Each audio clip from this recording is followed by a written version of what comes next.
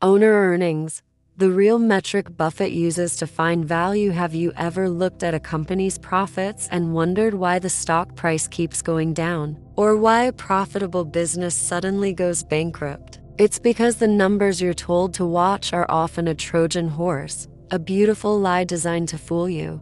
Warren Buffett and Charlie Munger knew this. They saw through the deception of traditional accounting, and they created their own secret weapon, a metric they called owner earnings. Today, we're not just going to define a financial term. We're going to give you a psychological cheat code that will force you to see the world like a real business owner and expose the hidden flaws that the financial world wants you to ignore. 1. The deception of net income. The beautiful line. Let's get one thing straight.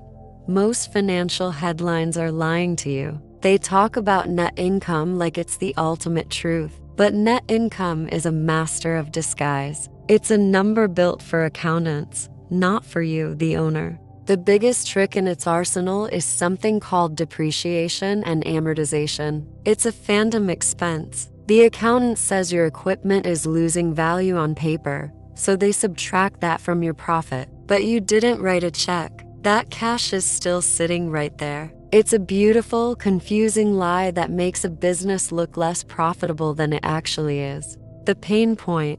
This lie is why you can feel like you're missing something. You see a profitable business on paper, but the stock never seems to go anywhere. That's because the market knows what the accounting statement doesn't. The true, unfiltered cash flow is hiding. And until you see it, you're playing a game with one hand tied behind your back. Let's use a tangible example. Imagine a trucking company. Its financial report proudly declares a net income of $1 million. The headlines scream record profits, but tucked away in the notes is an annual depreciation expense of $500,000 for its fleet of trucks. This is a non-cash expense. The company didn't spend that money. The cash is still in their bank account. So, while the paper profit is $1 million, the real cash flow is much higher. On the flip side, some accounting rules can also create paper losses that hide a highly profitable business,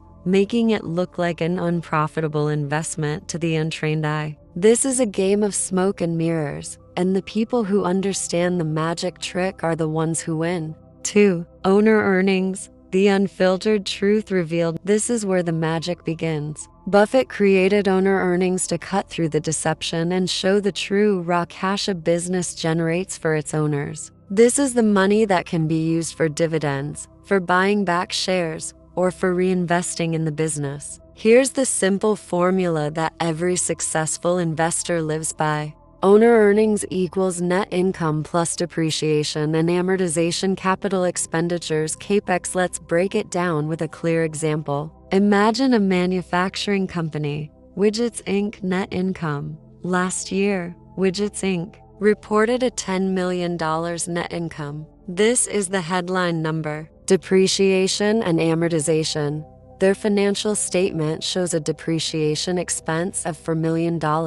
This is the phantom money. We add it back. Capital expenditures CapEx. Now for the critical part. The company's cash flow statement reveals they had to spend $3 million on CapEx just to replace worn-out machines and keep the factory running. This is the real cost of doing business. We subtract it. So, the calculation for Widgets Inc. looks like this. $10 million net income plus $4 million depreciation, $3 million CapEx equals $11 million owner earnings. The emotional impact. The traditional metric says the company earned $10 million. But the truth, the real cash that the owners can take home or reinvest, is $11 million. The difference between these two numbers is the difference between an average investor and a true owner. When you start calculating this, you'll feel a powerful sense of clarity. The confusion melts away, replaced by the simple, brutal truth. 3. The fable of the leaky boat. A story you can't unsee. To truly understand this, forget everything you know about accounting. Instead, imagine a business as a boat. The boat company's financial report says it's making a fantastic profit. Every year, its net income is $1 million. The headlines are glowing, but you, the owner, notice something else. The boat has sprung a leak. It needs constant repairs. Every year, you have to spend $800,000 in cash just to replace leaky planks and patch holes to keep it afloat. This is the maintenance capex. The accounting profit says you made $1 million, but the truth is, you only have $200,000 left over to take home. The boat is sinking, even though the paper trail looks perfect. This isn't just a metaphor. It's a painful reality for countless investors. Owner earnings is the tool that shows you the leak before it sinks your investment. Now, imagine a second boat. This one is built from a high-quality, durable material. It also makes $1 million in net income, but it only needs $100,000 a year in maintenance. The owners of this boat are taking home $900,000 in real cash every year. This boat is the one you want to own. It requires little effort and provides a huge payoff. The leaky boat looks the same on paper, but it's a trap. This simple fable reveals why you can never trust a number without asking, where is the cash? 4. The cost of your opinion. The psychological tax. Every business has a price, but there's a hidden cost that most people never see. It's the psychological price you pay to get to the truth. When you invest based on owner earnings, you're often going against the crowd. You'll buy a business that looks unprofitable on paper because you know the real cash is flowing beneath the surface. This is a lonely road. Your friends will question your sanity. The headlines will call you a fool. But this is the test. The cost of your opinion is the agony of being right while everyone thinks you're wrong. This is the tax that the market charges for finding a great opportunity. And the people who can withstand the temporary pain are the ones who get to reap the massive long-term rewards. Think of yourself as a scuba diver in a murky ocean. While everyone else is paddling happily on the surface, you are descending into the darkness. You are buying when the market is at its most fearful, when the news is at its most negative. This is a terrifying act, but it is in these depths, in the places where others are too afraid to go, that the greatest treasures are found. The emotional pain you feel is not a sign of your failure, but a sign of your courage. It is the cost of buying assets on sale, and it's the only way to find a truly high-value investment. 5. The circle of competence. Your fortress against lies. When you're armed with the truth, you don't need to chase every new trend. The circle of competence is your fortress. Buffett and Munger knew that their greatest strength wasn't in their bravery to act, but in their discipline to stay put. They would never invest in a business they didn't understand. This is a powerful defensive move. When you understand the core drivers of a business, you know exactly what the maintenance capex should be. You know what the real owner earnings are. You don't need to trust an expert or a headline. You have the truth. Your circle of competence is what gives you the confidence to say, that's outside my circle, so I will do nothing. To build your own mental fortress, start small. Define your circle not by what you like, but by what you know. Are you an expert in healthcare, in tech, in consumer goods? Spend 95% of your time in that area. Then, for the remaining 5%, you can slowly expand your circle by reading a new industry's annual reports, talking to people in that field, and understanding their unit economics. This is how you build a mental moat around your own decision-making process, making you immune to the whims of the crowd. 6. The paradox of boredom, your secret weapon. The world is screaming for action. Every new app, every new trend, every new headline is designed to make you feel like you have to do something now. This is a trap. The greatest opportunities in the market and in life often require long periods of inaction. This is the paradox of boredom. While the crowd is frantically trading, buying and selling, the contrarian is sitting still. This stillness is not laziness. It's a superpower. It's the calm space where rational thought happens. It's where you can analyze the owner earnings, reevaluate your assumptions, and wait for the perfect moment to act. The ability to embrace boredom is the ultimate advantage in a frantic world. Think of it like a hunter. The impatient hunter runs through the forest, making noise and scaring away the prey. The patient hunter sits silently, observing and waiting for the perfect, high-probability moment to strike. The market is the forest. The chaos is the noise. Your patience is the silent weapon that ensures you will be in the right place at the right time. To cultivate this patience, start by simply turning off the news. Practice meditating for 5 minutes a day. The more you train your mind to be still, the more you will recognize that inaction is often the most profitable decision you can make. 7. The philosopher investor. The Socratic method. Armed with the concept of owner earnings, you can become a philosopher investor. The most powerful tool at your disposal is not an answer, but a question. This is the Socratic method. While the crowd is screaming its beliefs, you are quietly asking, what if the opposite were true? What evidence do you have to support that? What is the incentive of the person telling you this? What would need to happen for this thesis to be completely wrong? This is a mental superpower that allows you to dismantle the consensus without a single argument.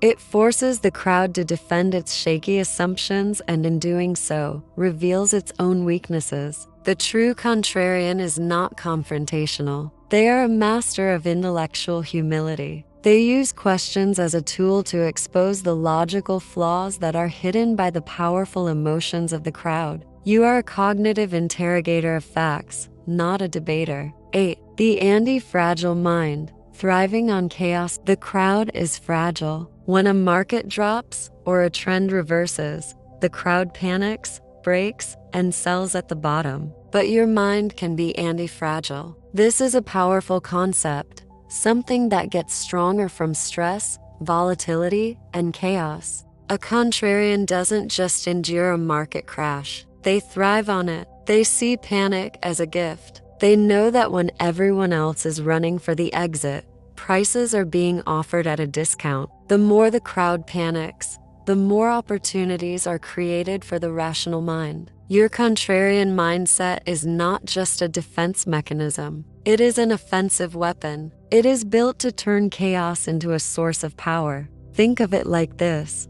A glass is fragile, it breaks under stress. A rock is resilient, it can withstand a blow. But the anti-fragile mind is like a muscle. When you put it under stress, it gets stronger. Each market downturn is not a setback, but a workout. It tests your discipline and your conviction, and if you pass the test, you emerge stronger and more confident than before. The anti-fragile investor welcomes pain, not because they are a masochist, but because they know that pain is the ultimate teacher. 9. The myth of growth at all costs. The perpetual treadmill. Wall Street loves to celebrate growth, but to a true owner, not all growth is good. In fact, many high-growth companies are engaged in what Munger called value-destroying growth. They are destroying their own owner earnings in a desperate race to grow revenue. Imagine a business on a perpetual treadmill. The more revenue it generates,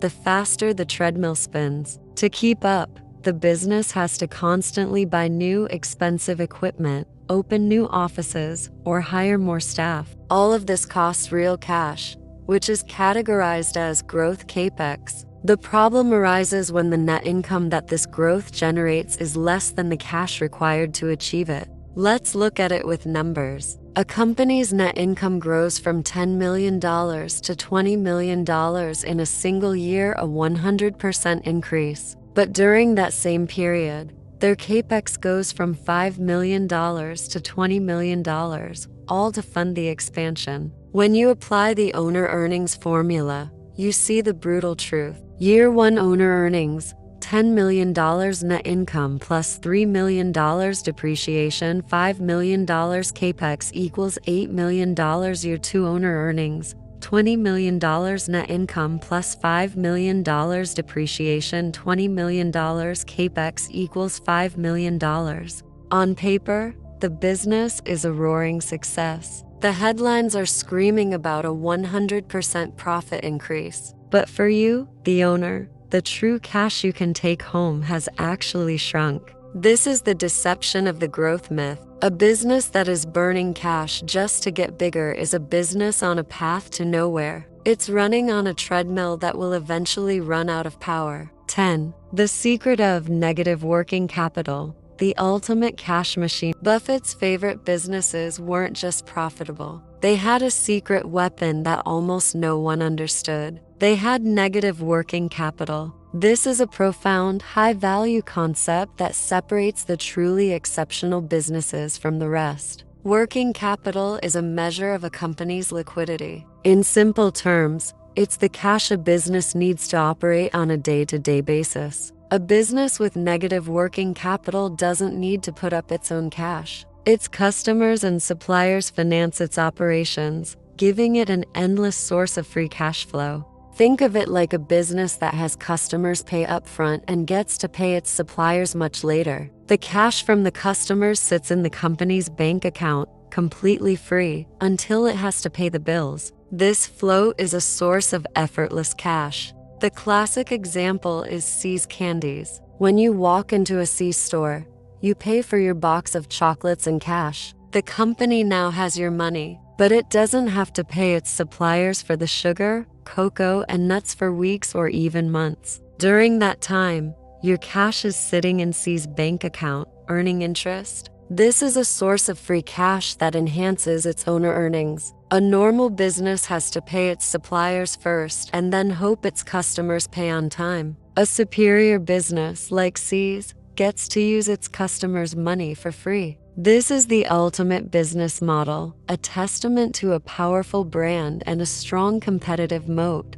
It's the ultimate weapon for a business that floats. The conclusion, your final choice. The world wants you to be a part of the herd, to be predictable, to be easy to sell to. It wants you to stay confused. But you now have the tools to be free. Munger and Buffett understood that the crowd's greed and fear were not things to be feared, but to be exploited. It's not about being clever or being a genius. It's about having the simple, brutal honesty to look at the world and ask one final powerful question. Is this business truly generating cash for me, the owner, or am I just buying a certificate of ownership in a business that is working for someone else? Will you allow yourself to be swept up in the herd, or will you have the courage to walk alone? If this video gave you a new perspective on the power of real metrics, I have a challenge for you. Hit that like button and consider it a silent vow that you will no longer be fooled by financial deception.